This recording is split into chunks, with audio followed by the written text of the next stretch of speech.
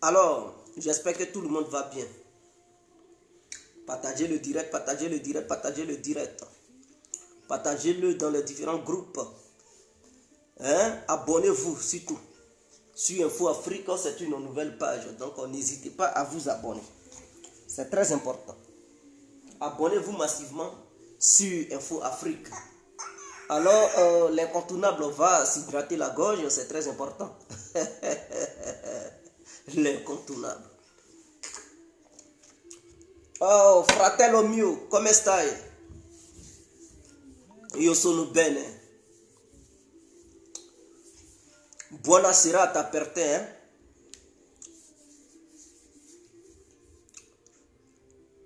Canate, Menelik, bravissimo, ragazzo.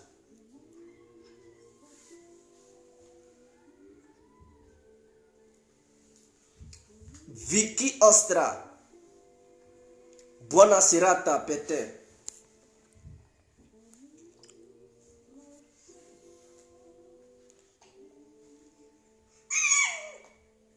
Oh, ciao ciao, bravissimi, tutti le ragazzi, bravissimi.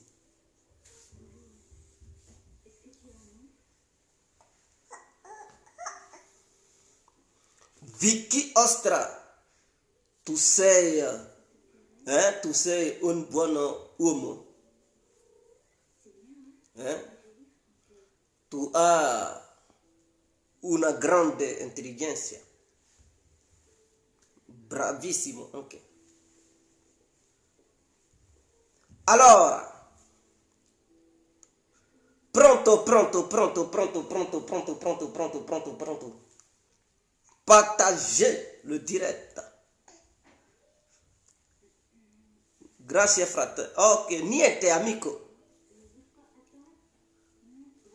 Niente. Non c'è problema. Io sto bene. E tu? JJ Franck. Kwaku Romain. Kassi.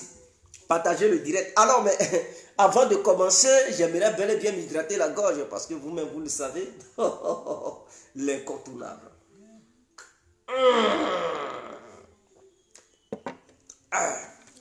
Alors, vous savez, j'ai décidé de changer de 4 SIM. Voilà, j'ai décidé de changer de 4 SIM.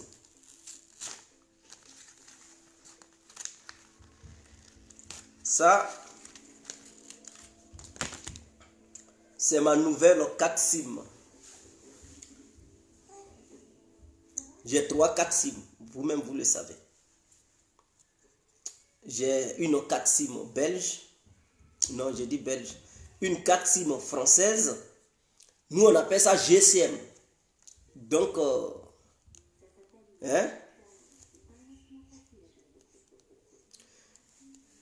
j'ai une 4 SIM française. Donc, nous, on appelle ça GCM en Belgique. Et 4 SIM, 2 GCM belges. 2 GCM belges. Voilà, donc j'ai 3 GCM. 1 de la France, 2 de la Belgique. Alors, qu'est-ce que je dois faire? J'ai décidé de laisser mon ancien numéro belge. Le numéro 0032 46 là. Je vais annuler ça. Voilà, je vais désactiver même. Donc, comme j'ai décidé de détruire la puce 0032 46 52 54 128, voilà, je vais détruire ça pour prendre ça. Donc, j'ai pris cette puce aujourd'hui.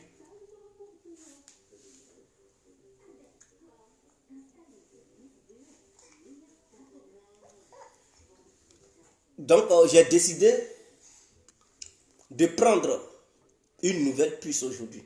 Ça, c'est une puce belge, Laika Mobile belge. Bon, pour ceux qui ne voient pas, vous voyez laikamobile.be. Vous voyez BE là, non? J'espère que vous voyez bien. Je vais reculer un peu. Vous voyez ici, laicamobile.be. Parce que Belgique, BE, Belgique, donc ça fait .be. Pour la France, c'est .fr. Pour la Belgique, c'est .be. Pour les autres pays, pour Italie, c'est .it. IT. Voilà, donc c'est comme ça pour reconnaître les cartes mobiles. Et maintenant, j'ai ma propre carte mobile que je ne donne pas au public. J'ai mon propre numéro belge à part. Donc c'est un numéro administratif. C'est-à-dire, quand ça m'appelle, je sais que c'est une administration qui m'appelle. Voilà, donc ce numéro-là, je ne donne pas ça à quelqu'un. C'est un numéro administratif. Ça y est là seulement, quand ça sonne, je sais que c'est une question de travail, c'est une question de démarche administrative, c'est une question de démarche administrative, ou bien c'est une question de tant. C'est un numéro à part. Maintenant, ce numéro-là, je l'ai pris, je vais partager ça au public cette semaine qui vient. Donc aujourd'hui, avant de communiquer, je vais vous donner le numéro français seulement. Quand ce numéro, je vais l'utiliser parce que cette semaine, il faudrait que je l'utilise et je vais anéantir l'autre numéro. Donc voilà un peu. Donc vous allez avoir écho de mon nouveau numéro, ne vous inquiétez pas. Je vais le coincer là, le plier et le mettre de côté, c'est très important. Voilà, c'est comme ça, ça y est, l'autre truc logo. Data. Lika mobile belge, c'est comme ça. Voilà. Alors, bonsoir à tous et à toutes. Pour tous ceux qui ne me connaissent pas, je suis l'incontournable gars qui a compris tout terrain. L'homme dont on parle, l'homme qui n'a pas froid aux yeux, l'homme qui ne marche pas ses mots. Vous pouvez aussi m'appeler devant la vie, l'homme n'est rien, gouverneur italien, docteur Mondon, appelez-moi Boum, laisse-moi mourir 5 heures, plein droit, El Padrino, Camari, Deso, la Mouja. Alors, nous voilà à nouveau devant cette caméra pour parler du charnier de Yopougon. Et cette histoire d'Alassane Ouattara est atteint du Covid-19. Donc, il est en résidence surveillée. Il est en quarantaine. Donc, Dramane Ouattara, il a problème de Covid. Ce n'est pas normal de parler de ça parce que c'est une maladie qu'on ne peut pas toucher. Mais je parle de ça parce qu'il a atteint. Cette maladie est avec lui. Je ne sais pas si c'est une stratégie, mais nous allons toucher ce point tout à l'heure. Mais avant d'y arriver, cette histoire de Ouattara est malade. Et donc, il est en isolement là, on doit parler de ça.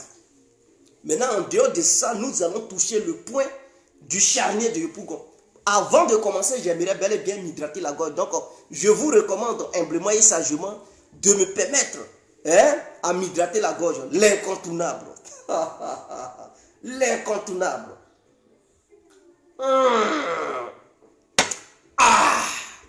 On est les bons. On est les bons. Alors, donc, jusqu'à présent, je ne suis pas dans les injures. Nous allons rentrer en profondeur. Parce que c'est ceux qui ne sont pas cultivés, c'est ceux qui n'ont pas d'arguments qui insultent. Mais quelqu'un qui a des arguments verbaux, quelqu'un qui est capable de se défendre verbalement et idéologiquement parlant, alors il ne profère pas des injures. Il parle et il réussit à convaincre des gens. Et je fais partie de cette catégorie de personnes. Alors, donc nous allons parler du charnier de Yopougon. Parce que des gens, on les a lobotomisés. Des gens, d'autres ont passé leur temps à les mentir et ils ont cru en ces mensonges. Donc pour eux, le mensonge est devenu la réalité et la réalité est devenue le mensonge. On dit charnier de Yopougon en 2000. Waouh! En 2000, Laurent Gbagbo a fait un charnier de Yopougon. Et dans ce charnier-là, il n'y avait que les nordistes. Voyez, si je dis, parce que tous les doulas ne sont pas pour Ouattara. Il y a d'autres doulas qui sont pour Ouattara. D'autres ne sont pas pour Ouattara. Il faudrait que ça soit clair. Et même si ce direct, on le constate, il y a beaucoup qui sont du Nord, mais qui ne sont pas d'accord avec la politique de Ouattara. Et il y a beaucoup qui sont du Nord qui sont d'accord avec la politique de Ouattara. Et c'est comme à l'Ouest. Il y a beaucoup qui sont à l'Ouest qui ne sont pas d'accord avec la politique de Gbagbo. Beaucoup sont là-bas qui sont d'accord avec la politique de Gbagbo. Donc voilà, c'est ça la Côte d'Ivoire. Mais des gens nous ont fait croire pendant des années qu'à Yopougon, là, il y avait un chanier. Et Laurent Gbagbo serait à la base de ce chanier. Et ce chanier avait eu lieu en 2000. Qu'est-ce qui s'est passé en 2000? Voici parce que avant de parler d'un sujet, il faut être dans le but du sujet. Et il faut être dans le sujet pour éclairer les gens sur ce sujet-là. Parlons de 2000. Parce que Laurent Gbagbo a connu le fauteuil présidentiel en 2000. Laurent Gbagbo est devenu président, légitimement président de la République de Côte d'Ivoire en 2000. Cette même année, on dit Laurent Gbagbo a commis un crime. Waouh! Mais ce que le camp de Ouattara oublie, ce que les militants du RADP oublient, est qu'en 2000, lorsque les affrontements se passaient sur notre territoire, précisément à Abidjan, Laurent Gbagbo ne contrôlait pas encore l'armée ivoirienne. Est-ce que vous êtes d'accord avec moi? L'armée ivoirienne là n'était pas encore sous le contrôle de Laurent Gbagbo. Laurent Gbagbo n'avait pas encore nommé ses commandants, ses généraux. Donc quand il a dit le pouvoir est dans la rue, quand il a dit allez-y chercher le pouvoir, car à partir d'aujourd'hui c'est moi qui suis le président de la République de Côte d'Ivoire. Et il a demandé aux Ivoiriens, si vous savez que vous m'avez voté, prenez le pouvoir pour me donner mon pouvoir. Donc, Laurent Gbagbo, il était dans son plein droit de tenir ces genres de propos. Parce qu'il savait bel et bien qu'il avait participé à une élection présidentielle qui avait eu lieu entre lui et le général Guy Robert. Mais en dehors de ces propos, Alassane Ouattara, qui lui n'avait pas participé à ces élections-là, lui aussi il avait demandé à ses militants d'aller chercher le pouvoir car le pouvoir se trouvait dans les rues. Bon, quelqu'un qui se comporte comme ça là-haut, qu'est-ce qu'il veut si ce n'est pas la guerre, si ce n'est pas la mort? C'est-à-dire, toi, tu n'as pas participé à une élection, proclamation des résultats. La proclamation des résultats est arrivée et tu demandes à tes militants que le pouvoir se trouve dans les rues, ils n'ont qu'à aller chercher ça pour te donner. Dans ça là, ils cherchaient quoi? Mais quand il a tenu ce discours-là, ses militants sont sortis. Mais qui dirigeait l'armée? L'armée était sous le contrôle de qui? Parce que une partie de l'armée ne respectait plus Gueye. Une partie de l'armée respectait Gueye. Donc l'armée ivoirienne était déjà divisée en 2000. Et les militants des différents bords politiques sont descendus dans les rues. Il y a eu des affrontements. Et lors de ces affrontements, il y a eu des milliers de morts. Donc on ne pouvait pas dire que Laurent Gbagbo était au pouvoir et il a tué les militants du RADP ou bien il a tué les nordistes. Et ça, on ne peut pas accepter ça.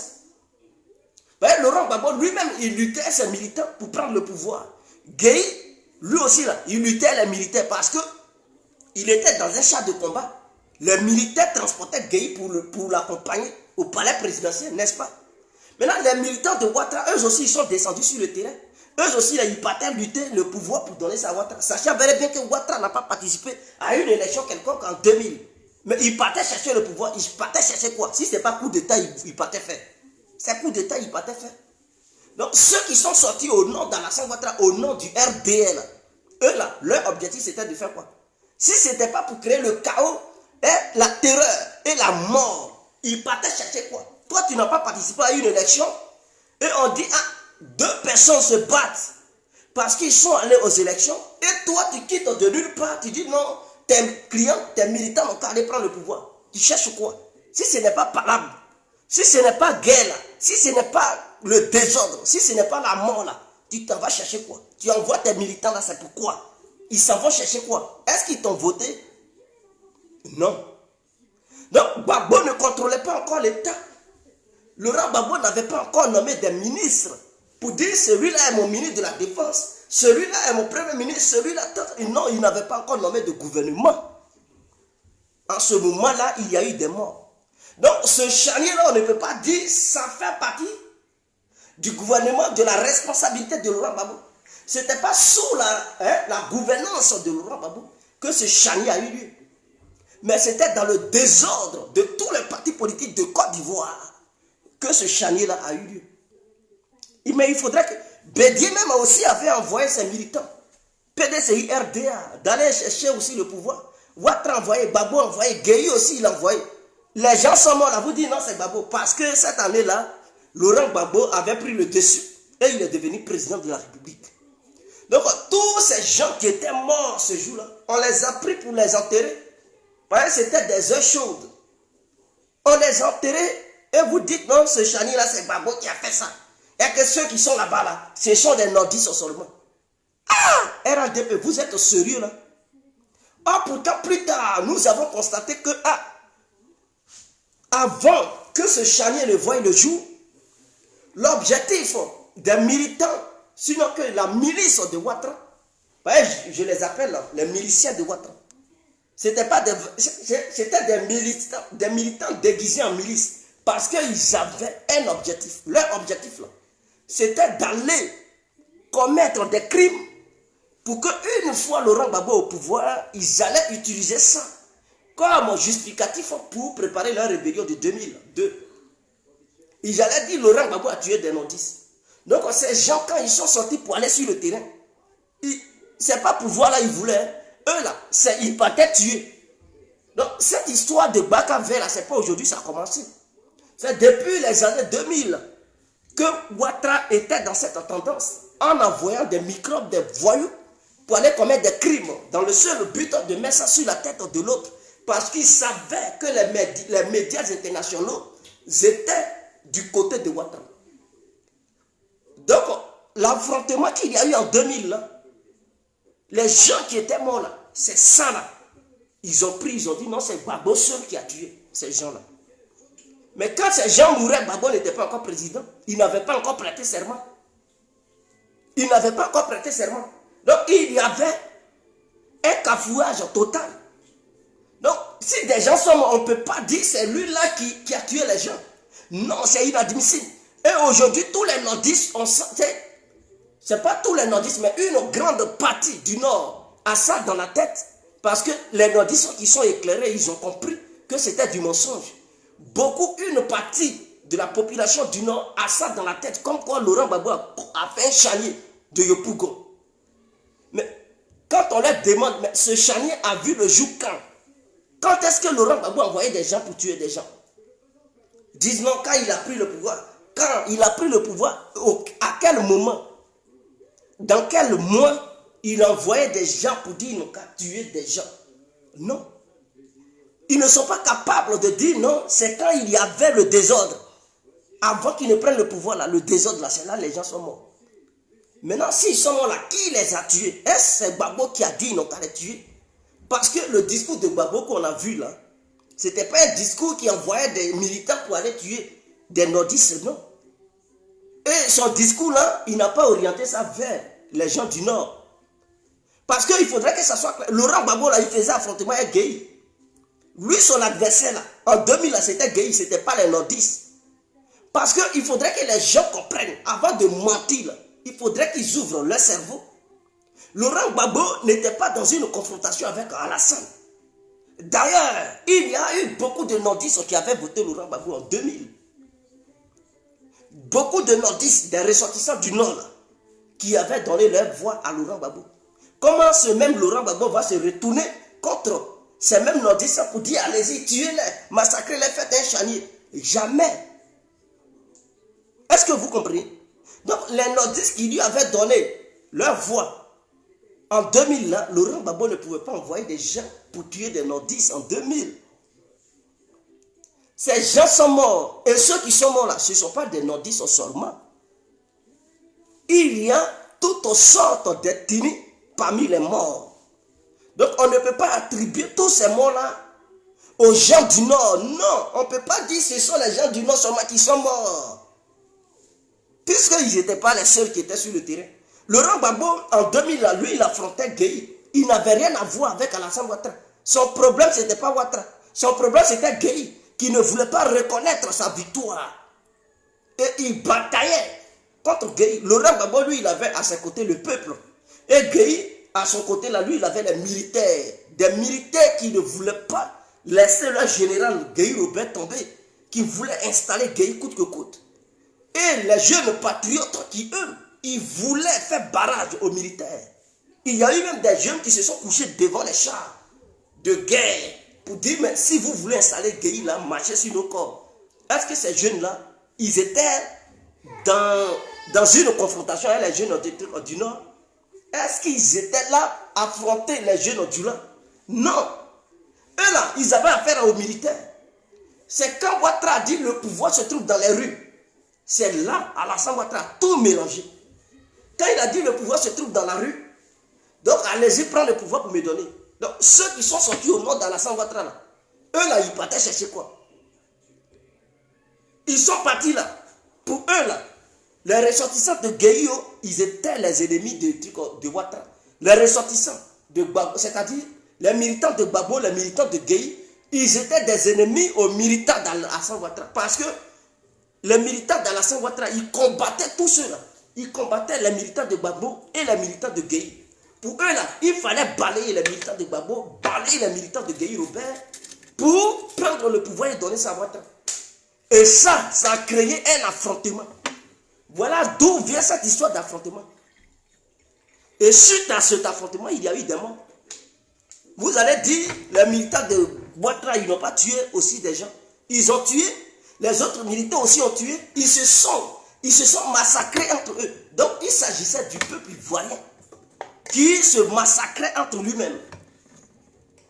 Donc, Gbagbo n'avait pas envoyé ses militants de faire la guerre aux militants de Ouattara.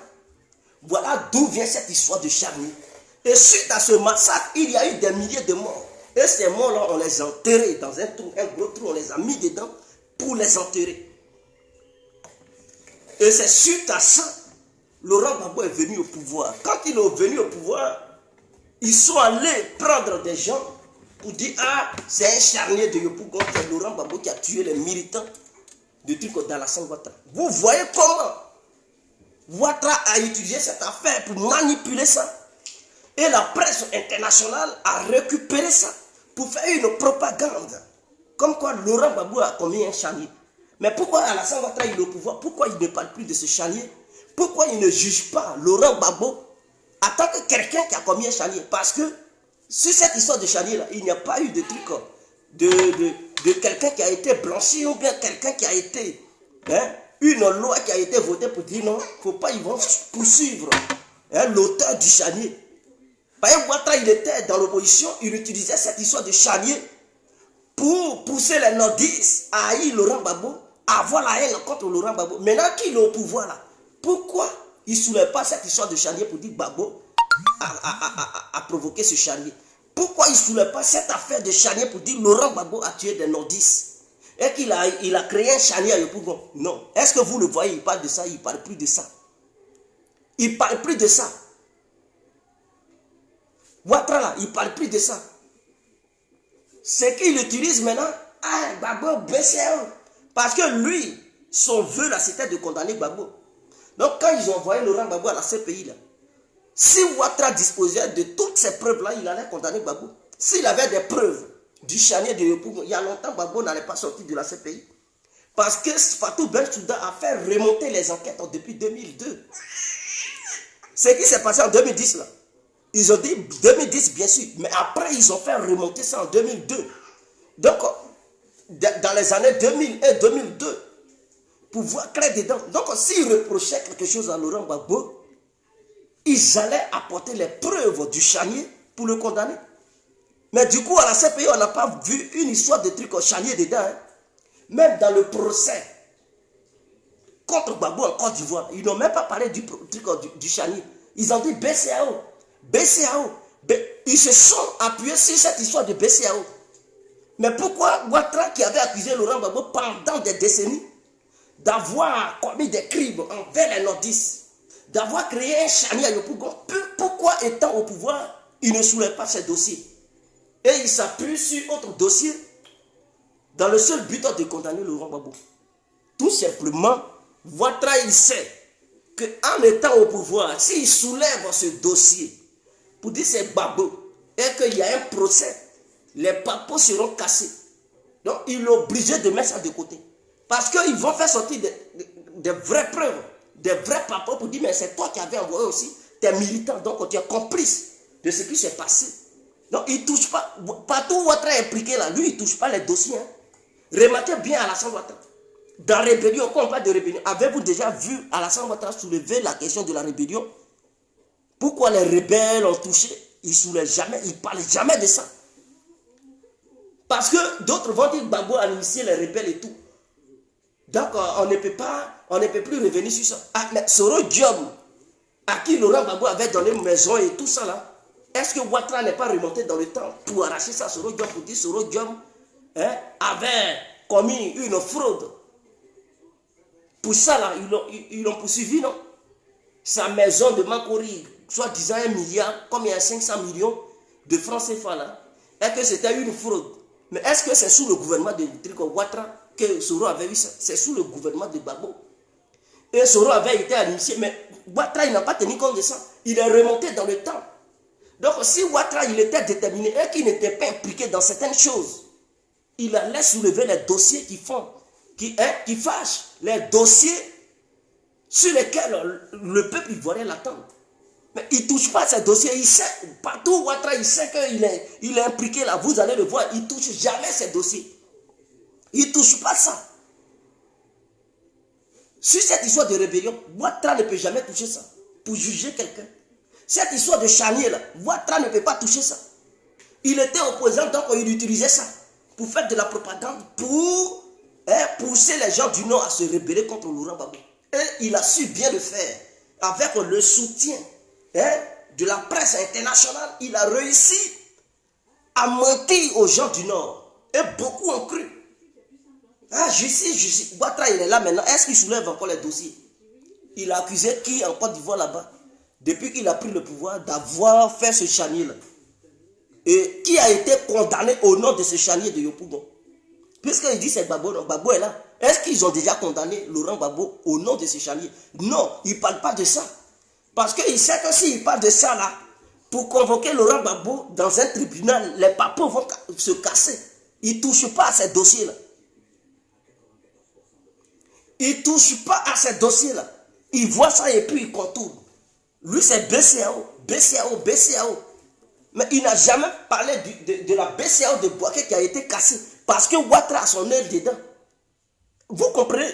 C'est-à-dire, je suis là pour pousser les gens à comprendre que partout où Ouattara est là, où il sait qu'il a ses mains dedans, il ne parle pas de ça. BCAO de Bouaké qui a été cassé là, comme on le dit en Côte d'Ivoire, qui a été bolon par les rebelles. Est-ce que vous le voyez parler de ça? Ils cherchent des gens qui ont cassé BCAO, non? Des gens qui ont détourné l'argent de la BCAO. Est-ce qu'ils parlent de trucs de la BCAO du Bouaké? BCAO, c'est BCAO, non? On ne peut pas dire BCAO de trucs du plateau. Mais on parle de la BCAO. Donc, quiconque a détourné l'argent de la BCAO devrait être poursuivi. Puisqu'ils cherchent les coupables de ceux qui ont cassé la banque BCAO en Côte d'Ivoire, ou bien ceux qui ont détourné l'argent de là-bas. Vous le voyez parler de BCAO de Bouaké. Il ne touche pas à ça. Il voit, il contourne. Parce qu'il sait que s'il touche à ça, là, les papos vont être cassés. Donc, il voit et puis il contourne. Il ne touche pas à ça. Mais il s'appuie sur la BCAO du plateau que Laurent Gbagbo a pris. L'argent qu'il a pris pour payer les fonctionnaires. Parce que lui, Ouattara, c'est qu'il ne sait pas. Et il y a des militants du RADP qui accusent Laurent Gbagbo de détournement de biens publics. Ce que vous ne savez pas, là, je vais m'hydrater la gorge avant que je ne vous ouvre les cerveaux. Vous savez pourquoi Laurent Gbagbo a pris l'argent de la BCAO? Vous ne savez pas. Votre Alassane Ouattara, il a poussé les Européens à mettre la Côte d'Ivoire sous embargo. Écoutez-moi très bien. Quand on dit embargo, là, il peut y avoir plusieurs embargos, plusieurs sortes d'embargos. Non seulement ils ont mis embargo sur les armes, ça veut dire que la Côte d'Ivoire n'avait plus le droit d'acheter des armes pour se défendre. Mais les rebelles, eux là, ils étaient armés jusqu'aux dents. Donc les rebelles là, eux, ils gagnaient des armes. On ne pouvait pas, on ne détruisait pas les armes des rebelles, on ne les contrôlait pas. Eux, ils s'armaient. Mais l'armée nationale ivoirienne n'avait pas le droit de s'armer. Ça, c'est un. Votre Ouattara là, il avait mis embargo sur médicaments. Ça veut dire, tu es militant de Ouattara. Tu n'es pas militant de Ouattara. Quand tu es malade là, à l'hôpital ou bien à la pharmacie, tu ne pouvais plus te faire soigner. Parce que Ouattara a demandé aux Occidentaux de mettre embargo sur le médicament. Donc la Côte d'Ivoire, en tant qu'État, n'avait plus le droit de s'alimenter en médicaments. Donc des médicaments manquaient. Est-ce que vous comprenez? Tout ça parce qu'il veut que Laurent Gbagbo quitte le pouvoir. Tout ça parce qu'il n'aime pas la tête de Gbagbo. Bon, tu es militant du RADPO. Tu n'es pas militant du RADPO. Si tu es malade là, tu vas où? Est-ce que Ouattara avait un hôpital spécial pour les militants du RADP? Non, il n'avait pas ça. Les hôpitaux de la Côte d'Ivoire étaient pour tous les Ivoiriens, militants RADP ou pas. Quand tu es malade, c'est là-bas que tu vas. Toutes les pharmacies étaient à la disposition de tous les Ivoiriens. Et il n'y a pas de pharmacie spéciale pour les militants du RADP et des pharmacies spéciales pour les autres militants. Donc l'embargo sur les médicaments faisait que dans toutes les pharmacies de Côte d'Ivoire, il y avait des médicaments qui manquaient. Donc vous, vos femmes, militants du RADP, vos femmes et vos maris, quand ils étaient malades, il n'y avait plus de médicaments. Parce que Ouattara, dans sa bataille contre Laurent Gbagbo, il ne visait pas Laurent Gbagbo uniquement. Parce que Laurent Gbagbo avait les moyens. S'il était malade, il pouvait aller se faire soigner ailleurs. Mais Ouattara, il visait le peuple ivoirien. C'est le peuple ivoirien qui faisait souffrir avec ses collègues internationaux. C'est le peuple ivoirien que Ouattara voulait anéantir avec ses collègues internationaux parce que Laurent Gbagbo, il pouvait bouger, se faire soigner ailleurs. Ou bien faire déplacer des médecins avec des médicaments pour venir le soigner dans son palais présidentiel parce qu'il avait les moyens. Mais toi, est-ce que tu peux déplacer un médecin étranger pour venir te faire soigner dans ton village lointain ou bien dans ta cour où tu étais? Non, tu ne pouvais pas. Donc, Ouattara ne faisait pas du mal à Gbagbo, il faisait du mal au peuple ivoirien. Mais comme ça ne suffisait pas, Ouattara a demandé à ses copains internationaux de mettre un embargo sur les banques de Côte d'Ivoire. Est-ce que vous comprenez un peu? C'est-à-dire, les Ivoiriens ont travaillé pendant des mois, ils ont payé des impôts. Ils ont travaillé dans cette histoire de café cacao. La Côte d'Ivoire a 40% au sein de la BCEAO. La Côte d'Ivoire, son mot à dire. Et Ouattara et ses copains disent non, il ne faut plus la BCEAO va financer la Côte d'Ivoire. Il ne faut plus la BCEAO va donner de l'argent à la Côte d'Ivoire. Il ne faut plus les banques de Côte d'Ivoire qui sont en Côte d'Ivoire, qui sont les banques étrangères. Où le peuple ivoirien a mis son argent. Ouattara a demandé à ses copains des internationaux, ils n'ont qu'à fermer toutes ces banques-là. Pour qu'aucun Ivoirien ne puisse aller dans une banque pour récupérer son argent. Vous comprenez un peu? Pour ne pas que les salaires des fonctionnaires soient payés. C'est-à-dire, toi, tu es militant de ADO, tu travailles. Ouattara a dit à tes copains là, ils n'ont qu'à tout bloquer, il ne faut pas que tu vas avoir ton salaire. Est-ce que tu comprends maintenant? C'est ça embargo économique. Toi, madame, militante de ADO, militante du RDR ou du RADP, tu as travaillé. Ta mère souffre, ton frère souffre, ou ta soeur souffre, ton enfant souffre. Tu as besoin d'argent pour acheter des médicaments. Non seulement il n'y a plus de médicaments, mais tu n'as plus encore de l'argent pour acheter nourriture. Parce que Ado a demandé à ses copains, ils n'ont qu'à tout bloquer. Gbagbo a regardé de gauche à droite, il dit non, c'est foutaise. Est-ce que vous comprenez? Il dit c'est foutaise. Cette histoire d'argent là, vous avez bloqué les médicaments, tout ça là, il n'y a pas de souci. Ce n'est pas la Côte d'Ivoire qui a fabriqué ces médicaments. Mais côté jeton là, affaire d'argent, BCEAO là, Atia, la Côte d'Ivoire c'est 40%. Je ne peux pas laisser Ouattara et ses copains fermer toutes les banques et bloquer l'argent de la Côte d'Ivoire. Parce que moi, Laurent Gbagbo, je dois tout faire pour payer le salaire des fonctionnaires ivoiriens. Donc les fonctionnaires là, ce n'étaient pas des fonctionnaires FPI seulement. Il y avait des fonctionnaires FPI, des fonctionnaires PDCI, des fonctionnaires RDR, des fonctionnaires UDPCI, des fonctionnaires, je ne sais pas, de la société civile.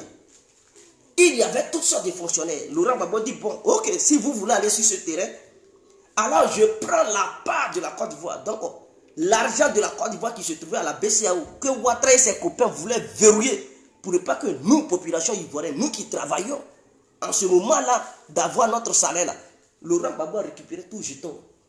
Il dit si vous voulez fermer BCAO, maintenant fermez. Mais en tout cas, l'argent de la Côte d'Ivoire, je bloque tout.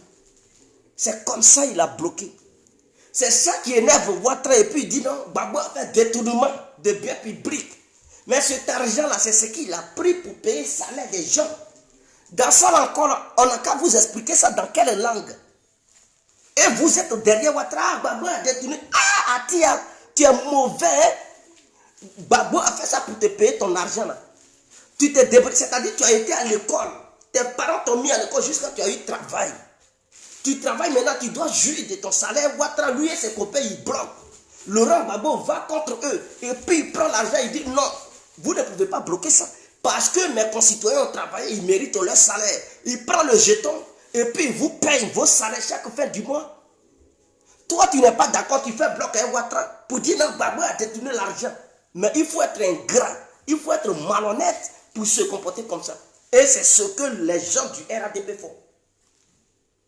Au lieu de dire la vérité à Ouattara pour dire, mais écoutez Ouattara, on te soutient, hein, mais sur ce point de détournement de biens publics là, Laurent Gbagbo là, il n'a pas pris l'argent là pour amener ça à l'étranger. Il a pris l'argent là pour payer les fonctionnaires ivoiriens.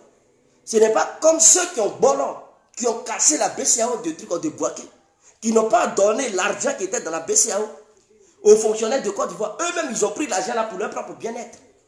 Ils ont pris l'argent là pour mettre ça dans leur compte bancaire pour fuir. Laurent Gbagbo, quand il a pris l'argent là, il a payé les gens. Même ceux qui étaient dans les zones CNO, c'est-à-dire les zones contrôlées par les rebelles. Il a donné salaire de tout le monde. Est-ce que vous n'étiez pas satisfait? Quand vos salaires tombaient, pendant que l'embargo était sur la Côte d'Ivoire et puis vous partiez dans les banques pour retirer votre argent là, vous n'étiez pas d'accord? Vous étiez d'accord. Vous preniez cet argent pour boire les grosses bières, pour payer les gros poissons, les gros morceaux de viande, pour manger kabato, pour manger riz, pour manger je ne sais quoi. Vous étiez heureux. Mais il suffit que Ouattara dise, Laurent Gbagbo a détourné l'argent, mais demandez à Ouattara. L'argent qui a été pris là, ça a été pris pour faire quoi? Au nom de quoi? Pour que Ouattara vous explique.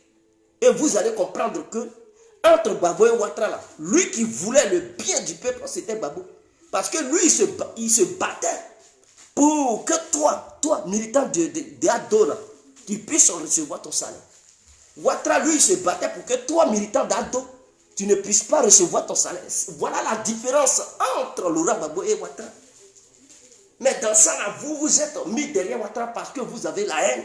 Donc, vous ne comprenez plus et vous ne savez plus celui qui voulait votre bien et celui qui voulait votre mal. Voici le vrai problème. C'est ça, cette histoire de charnier aussi. Donc, Laurent Gbagbo n'a jamais commis de charnier. C'est Ouattara et sa milice qui l'envoyait lors de la contestation des résultats entre Gbagbo et Guy Robert.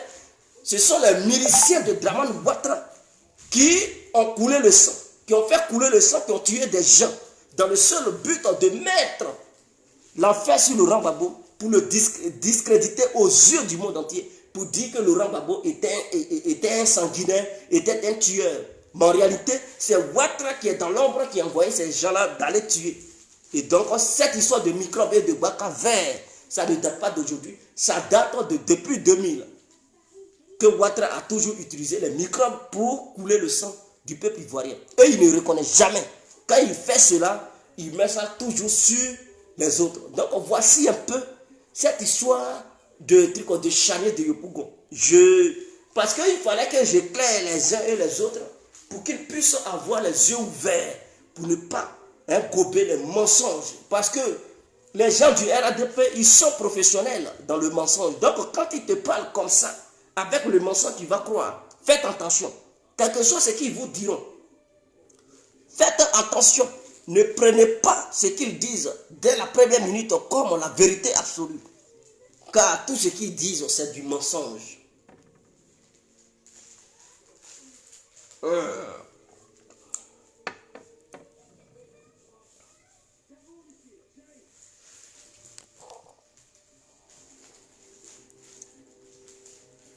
Bon.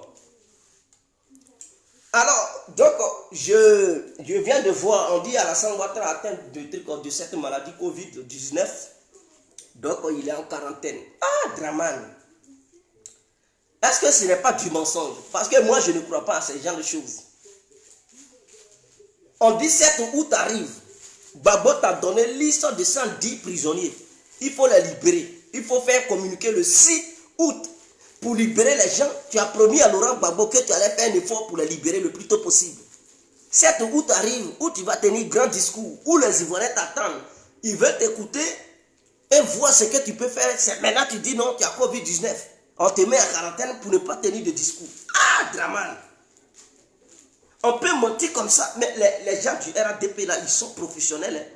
C'est-à-dire, aujourd'hui, le combien même? Le 3 août. Il reste 3 jours pour que Ouattara puisse tenir un discours pour s'adresser à la population ivoirienne. Ouattara, maintenant, le 3 août, là, lui, il dit la Covid. On dit prenez-le quarantaine. C'est-à-dire, il doit être isolé, il ne doit même pas parler à quelqu'un. Aucun journaliste ne doit venir lui tendre un micro. Ah, Draman! Mais il est sûr, vous les gens du RADP là, votre roubladisme ne va jamais terminer. Hein. J'espère que là où il est, là, dans cette histoire de quarantaine, maison isolée là, j'espère qu'il doit prendre des décisions là-bas pour libérer les prisonniers. Là, il ne peut pas jouer à les Ivoiriens. On attend, c'est aujourd'hui 3 août là, depuis tout ce temps là, il n'était pas malade. Hein. Il n'avait pas Covid-19. C'est aujourd'hui 3 août là, Ouattara maintenant a Covid-19, donc on le met en quarantaine. Ah, Draman! Mais pourquoi on peut faire ça? Pourquoi Ouattara il fait ça? J'espère que le Premier ministre pourra prendre cette liste pour tenir le discours à la place de Draman Ouattara, ou le porte-parole du gouvernement tiendra le discours à la place au nom du président de la République pour dire que le président de la République lui demande de dire que les prisonniers politiques sont libres dorénavant. Par exemple, on le regarde, il ne faut pas, il va fuir le discours. Il ne faut pas, il va se cacher sous prétexte que non, il a Covid-19. Donc lui, Ouattara, il n'a plus le droit de rentrer en contact avec quelqu'un. Il doit s'isoler, il doit se mettre seul. Personne n'a le droit, les journalistes même n'ont pas le droit de rentrer là où il est parce qu'il est infecté. Ah, Ouattara, on peut faire ça à Dama. Là où il est là, c'est-à-dire quand on dit quarantaine, les journalistes n'ont même pas le droit d'y rentrer. Donc il va faire son communiqué, son discours comment? Qui va lui poser des questions? Qui va lui tendre un micro? S'il est malade, la maison même où ils l'ont mis là, ça doit être malade. Les microbes doivent envahir cette maison. Donc personne ne peut pénétrer là-bas. Ça veut dire Ouattara, il doit rester cloîtré là-bas. 7 août, on va passer comme ça. Sans qu'il ne tienne un discours. Ou bien c'est Gbagbo maintenant qui te donne Covid. Depuis que Laurent Gbagbo n'était pas en Côte d'Ivoire, Ouattara n'avait pas cette maladie. Il était même pressé pour que chaque 7 août arrive pour tenir un discours. Il était heureux. Maintenant que Gbagbo est arrivé, il te croit, il dit, ah voici une liste. Ah tiens, il faut libérer mes clients. Je t'ai posé une seule condition, il faut les libérer. 7 août, tu dis non, tu as maintenant Covid, ils n'ont qu'à te mettre en quarantaine, ils n'ont qu'à te suivre. Ah, vous dites, c'est Gbagbo qui te fait trembler jusqu'à tu te donnes une maladie que tu n'as pas. Mais Ouattara, tu es sérieux là? Vous voyez votre Ouattara, quand on vous dit ce dernier là, il n'a jamais affronté un vrai politicien. Lui, tout ce qu'il sait faire dans sa vie là, c'est la violence. Mais Laurent Gbagbo vient en Côte d'Ivoire pour lui poser une autre politique. C'est-à-dire Laurent Gbagbo utilise une autre stratégie. Donc Ouattara n'a plus d'explication, il n'a plus d'argument pour utiliser la violence. Et sans la violence, Ouattara ne peut pas faire la politique. Vous comprenez? Parce que Ouattara s'est toujours imposé dans la violence parce que c'est un homme violent. Et il adore partout où il y a la violence. Mais si on envoie Ouattara sur le terrain neutre, sur le terrain du dialogue, sur le terrain de la stratégie, Ouattara est nul. Il ne peut pas avancer sur un terrain neutre, stratégique et un terrain verbal, où on utilise le verbe pour convaincre les gens. Non. Ouattara a toujours utilisé la violence pour parvenir à ses fins. Pour avoir le soutien du peuple du Nord là. Il a dit c'est parce que je suis Dioula. On ne veut pas. C'est ça. Il n'avait rien, il n'a rien promis au Dioula. Hein. Il n'a pas dit si moi, Ouattara, je suis président. Non. C'est lors de la campagne là qu'il a tenu ce genre de promesses. Mais avant ça là, il a dit c'est parce que je suis Djoula qu'on ne veut pas. C'est parce que je suis musulman. Donc tous ceux qui étaient Djoula et tous ceux qui étaient musulmans, beaucoup parmi eux se sont vus. Ils ont dit, ah donc lui, il va défendre les musulmans, il va défendre les Djoula de Côte d'Ivoire. C'est comme ça ils l'ont suivi. Sinon, Ouattara n'a rien proposé de concret pour eux.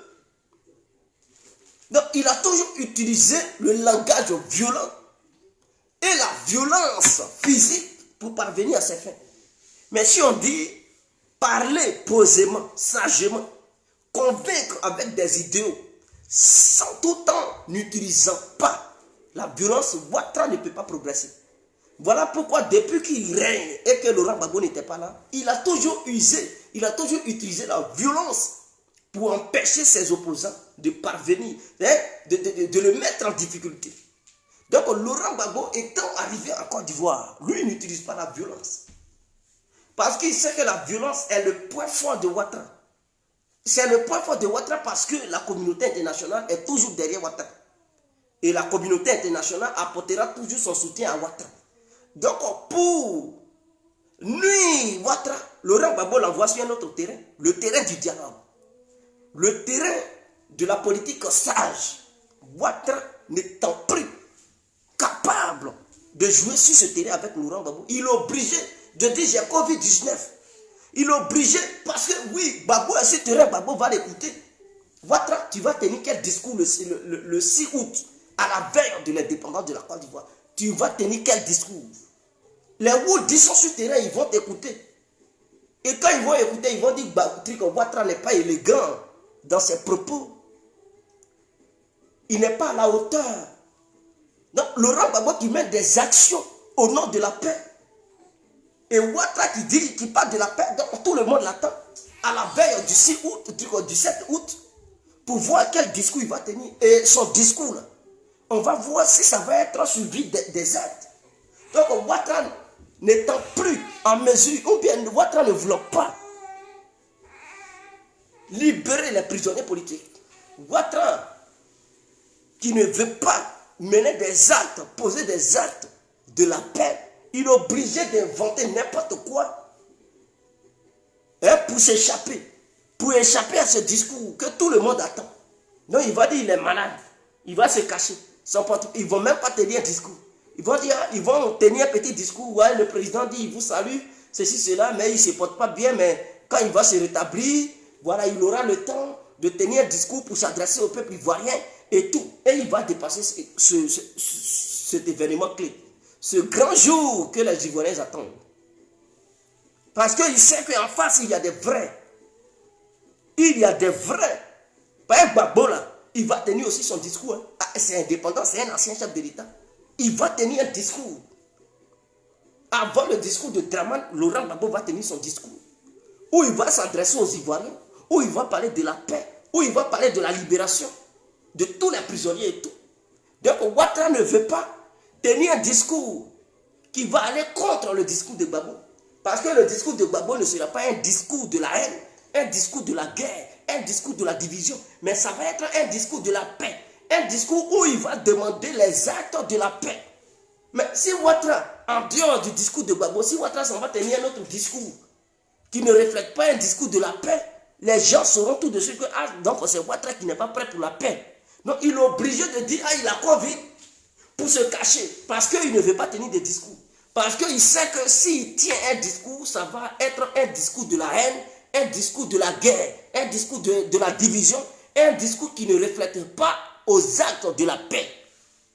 Voilà, c'est tout. Ne cherchez pas ailleurs.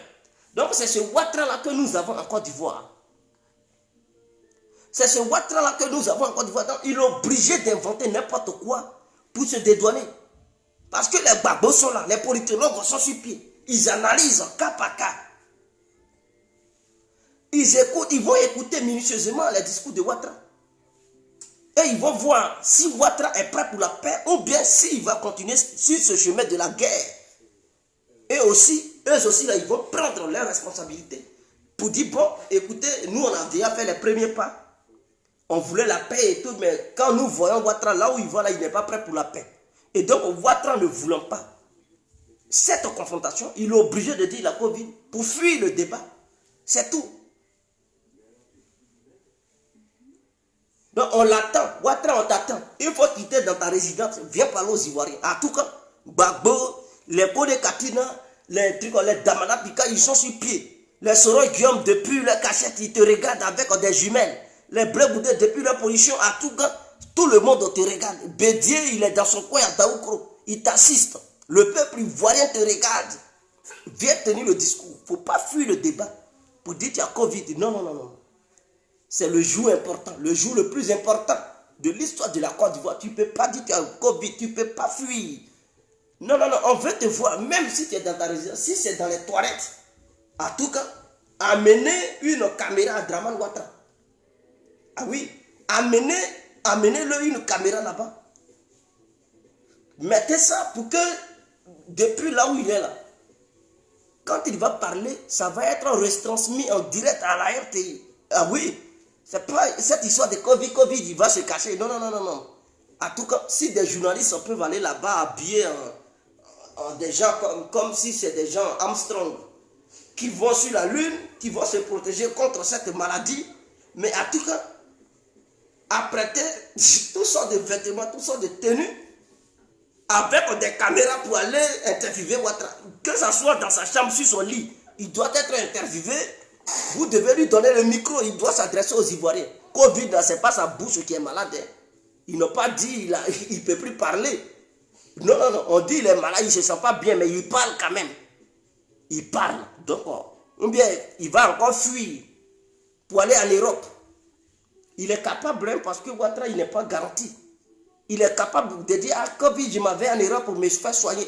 Il est capable, hein. En pleine indépendance, Ouattara, il peut prendre un avion, hein, pour aller en France là-bas, pour aller se faire soigner. Et fuir le débat. Ouattara, tu ne dois pas fuir. Le peuple ivoirien t'attend. Tiens un vrai discours qui va apaiser les cœurs des gens. Et après ce discours, on passe aux actes. Ah tiens. Donc voici un peu. Voici un peu ce que je tenais à vous dire. Demain, je ferai une autre vidéo où on va revenir sur le cas de Diaby. Hein? Isiaka Diaby, ou bien peut-être tout de suite. Tout de suite, je vais couper et puis attaquer le sujet de Isiaka Diaby. Sur ce, on se laisse. Ciao. Big up à vous. Que le bon Dieu vous bénisse à tous.